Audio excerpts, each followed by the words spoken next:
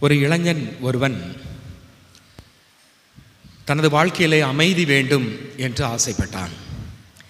ஆன்மீகத்திலே ஒரு அர்த்தம் பொருள் காண வேண்டும், நம்பிக்கையிலே ஆழம் பெற வேண்டும் என்று ஆசைப்பட்டு ஒரு ஆலயத்திற்கு சென்றான்.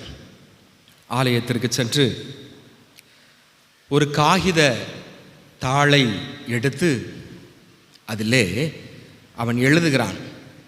தான் என்னென்ன காரியங்களை எல்லாம் துறக்க வேண்டும், விட்டுவிட வேண்டும், கைவிட வேண்டும் என்று எழுதுகிறான். இன்னொரு பக்கம் எங்கெங்கெல்லாம் சென்று நான் ஆண்டவருடைய பணியை, நற்செய்தி பணியை நான் செய்ய போகிறேன் என்று எழுதுகின்றான். எழுதி பீடத்தில் வச்சுட்டு போயிட்டான். 3 நாள் ஆகியது, 1 வாரம் ஆகியது. அவனுக்குள் எந்த மாற்றமும் இல்லை.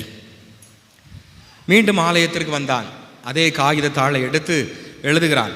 ஒரு பக்கம் தான் விட்டுவிட போவது, இந்த எந்தெந்த தீய எண்ணங்கள், தீய பழக்கங்கள் எல்லாவற்றையும் எழுதுகிறான். அடுத்த பக்கம் நான் என்னென்ன நல்ல காரியங்களை எல்லாம், நல்ல பண்புகளை எல்லாம் கடைபிடிக்க வேண்டும் என்று கடைபிடிக்க வேண்டியவர்களை பற்றி இன்னொரு பக்கம் எழுதுகிறான்.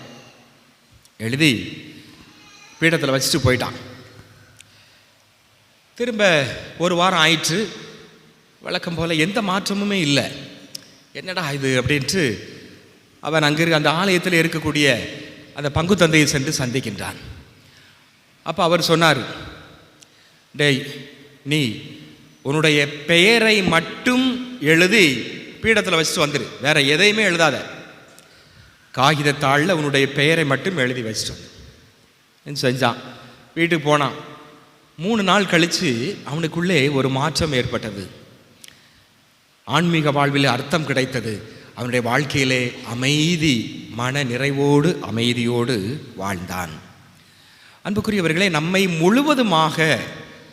முழுவதுமாக ஆண்டவரிடம் ஒப்பு கொடுக்கும் பொழுது நாம் வாழ்க்கையில் அர்த்தம் பெறுகிறோம், அமைதி பெறுகிறோம் என்பதை இது நமக்கு சுட்டி காட்டுகிறது.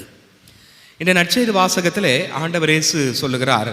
யோவான் நற்செய்தி 14ஆம் அதிகாரம் 27வது வசனம், அமைதியை உங்களுக்கு விட்டு செல்கிறேன், என் அமைதியை உங்களுக்கு அளிக்கிறேன். நான் உங்களுக்கு தரும் அமைதி உலகம் தரும் அமைதி போன்றது அல்ல.